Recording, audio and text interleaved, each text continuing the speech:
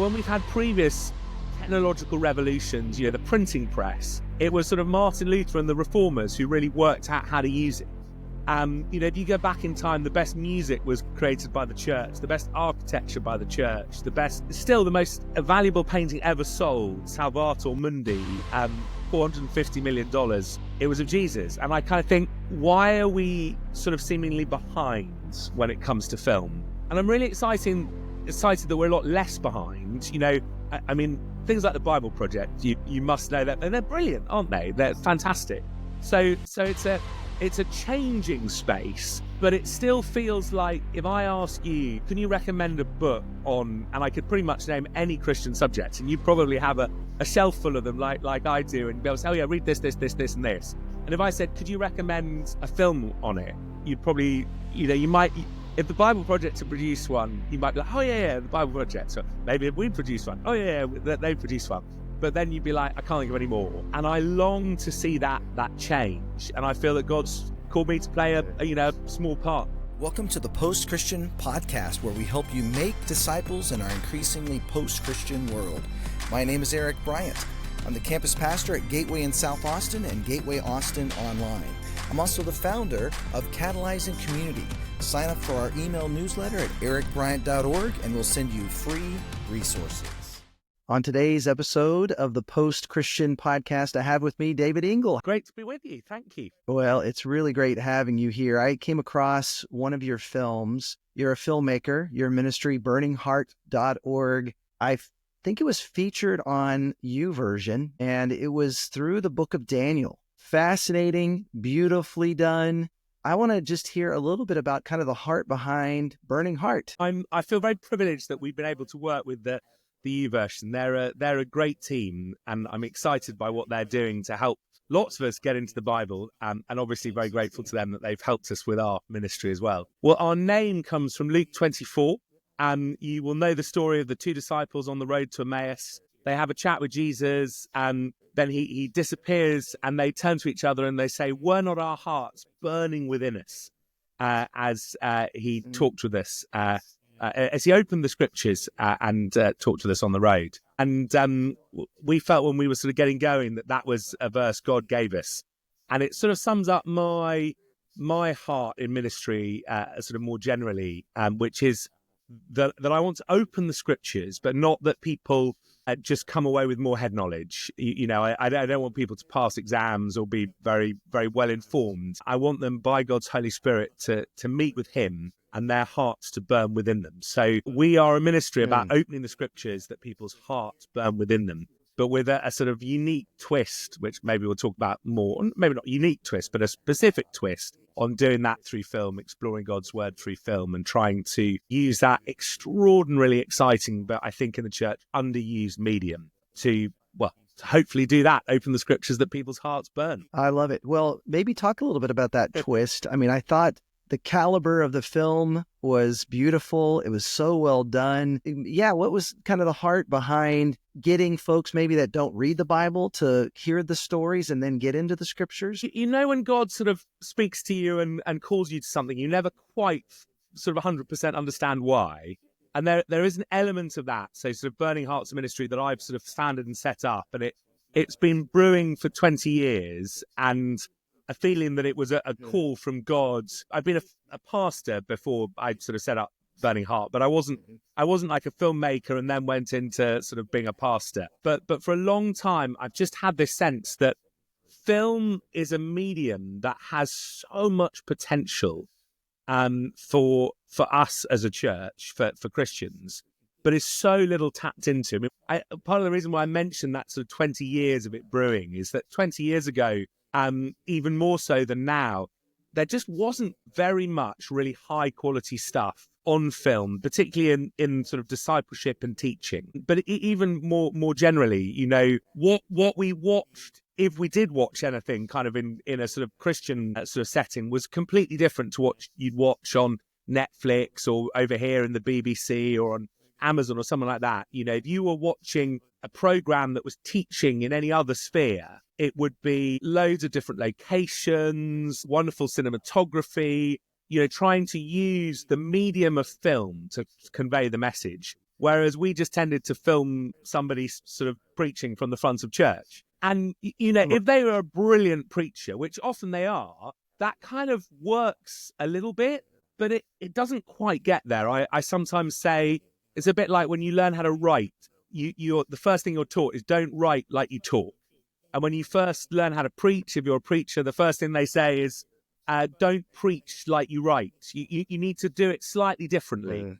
And, you know, if you get someone who's a genius, you know, I once heard a preacher over here who brain the size of a planet, a brilliant writer, and he basically just read out a little essay.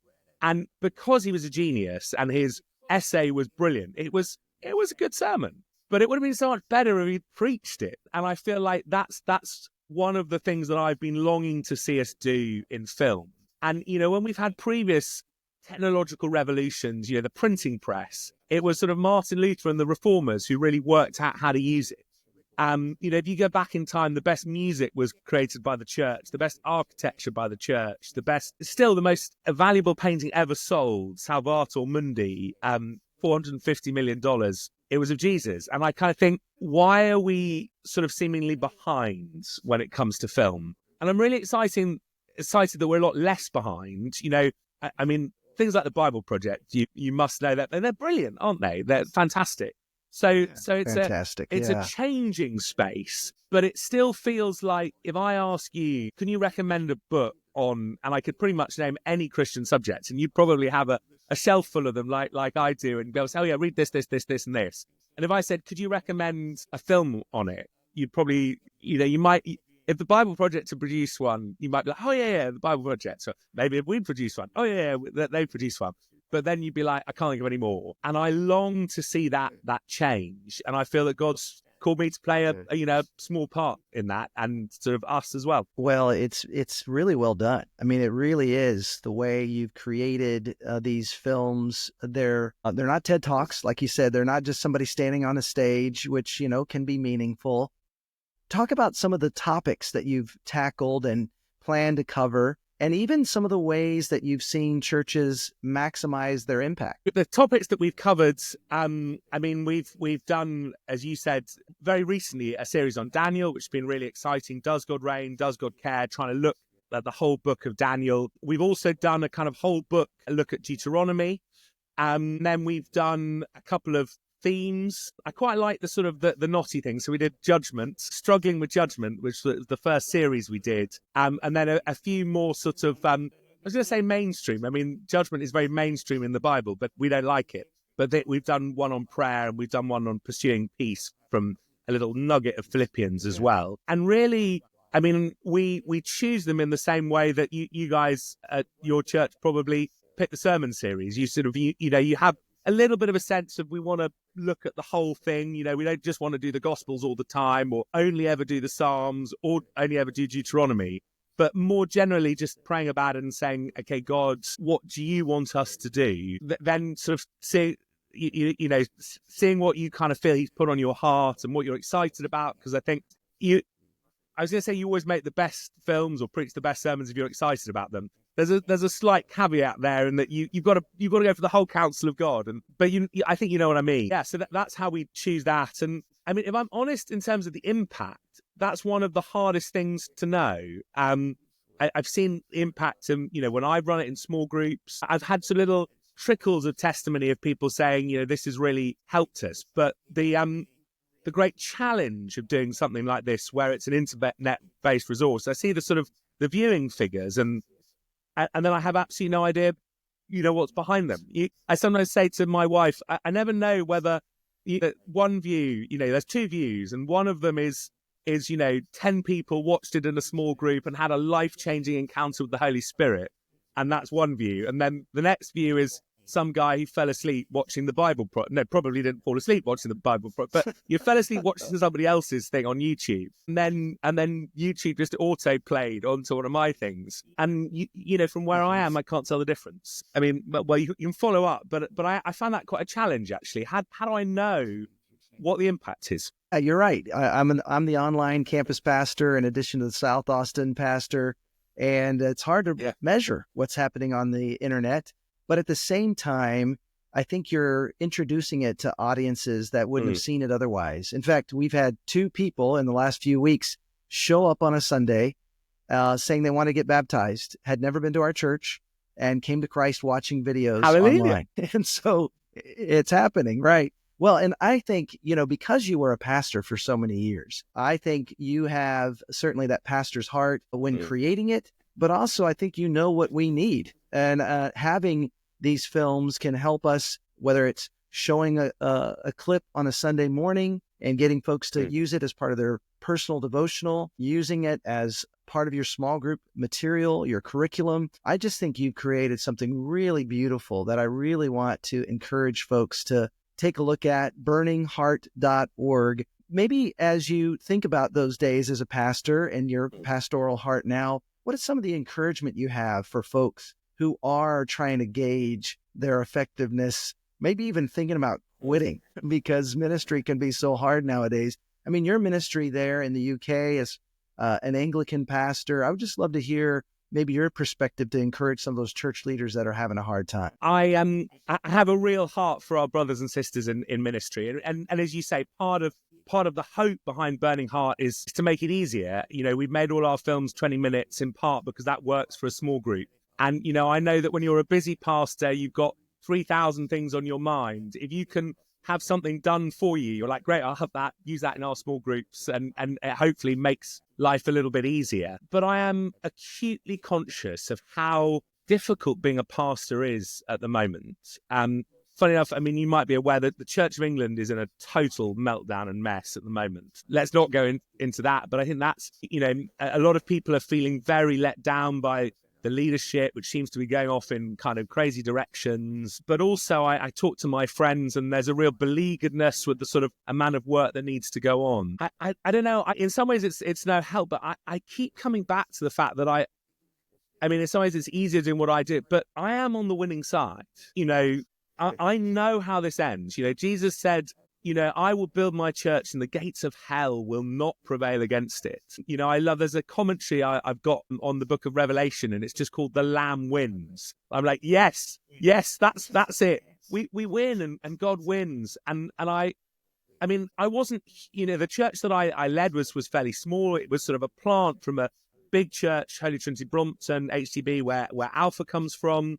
And I was in the city of London. And for much of my time as a minister, as a pastor there, I really, if I'm honest, felt sort of a sense of failure, because we were smaller than some of the other church plants. And actually, since I've left, and because of the way that sort of Anglican church works, it's moved in a slightly different direction. And I've really wrestled in my kind of times with the Lord. And I just feel like God keeps bringing me back to my was simply to be faithful in what I've been told to do. It isn't actually my job to grow a massive church. It isn't my job to be brilliant. It isn't my job to make things happen. And I feel that I've sometimes fallen into the trap of that. And I feel like again and again, for me, the Lord is taking me down deeper into him and just saying, I called you, but I loved you first. I don't love you because you're a pastor. I don't love you because you make these films. I don't love you any the less if they're a complete disaster. And I feel like I have a lot of hope because I think God is so great. And I feel like God is doing something. But I feel like one of the first things we need to do as those in ministry is to remember that if it's any good, he's doing it, not me. And that takes quite a lot of pressure off. I'm the sort of person who naturally sort of, okay, I better go and make something happen. And I feel like, what I want to do with our ministry is make it easier for our brothers and sisters. But I sort of feel like all of us just need to go deeper with God and allow ourselves not to be all on us. I love that. And, it reminds me of the baptism of Jesus. It says, God said, "This is my son with whom I am well pleased." And he had yet to preach. He had not done any miracles. He had not yet willingly gone to the cross. There's something beautiful about what you're describing. Just as we rest in him, as we take joy and experience peace of the love that he has for us, and that of the overflow, we bring that to the world. We can't make anyone say yes.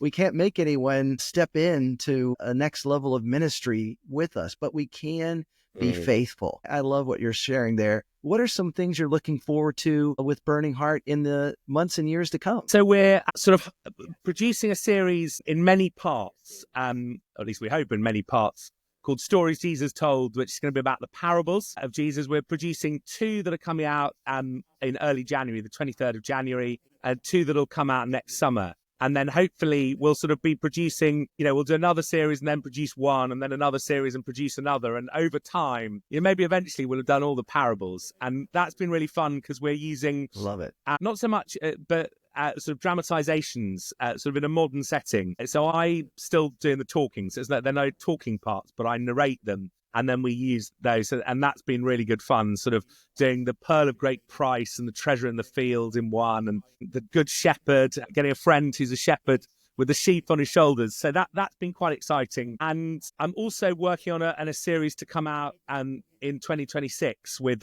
2 amazing theologians, Amy Ewing and David Bennett, they're British, so I don't know if you've come across them, but they're brilliant. If you haven't come across them, they're worth I've coming interviewed across. David Bennett. I'm looking at the first few chapters of Genesis and trying to kind of explore God's vision for life. We'll probably sidestep all the, science v creation kind of controversies, but jump 2-footed into all the other controversies in the church today and how, the creation mandate gives us a sort of vision for that. And I've been working on that at the moment. And the best part of my job is being able to just dig into those books, to go for a prayer walk, be thinking about what is God saying through this amazing bit of the Bible. And I don't know about you, I read it and I think, wow, this is just amazing. And when I was a pastor, I had to be told off by my congregation. After a couple of years, they said, David, you cannot say that every single passage of the Bible is one of your favorite bits of the Bible. It begins to ring hollow. But there's something about when you're really digging down into it, you're like, wow, this is one of my favorite bits of the Bible. Isn't it fantastic? So I'm really enjoying being in the middle of that at the moment, but hoping that others will then enjoy it in 18 months' time or so. Well, that's fantastic. Well, burningheart.org, take a look, use these resources to reach out to others, to invest in your people. Thank you so much, David, for what you're doing. Keep up your great work. Well, it's been a joy to be with you, and keep up your great work, because you're helping lots of us to know a bit better how to do whatever it is we're trying to do. That's right. That's great. Thanks for joining us on the Post Christian Podcast. More resources available at ericbryant.org.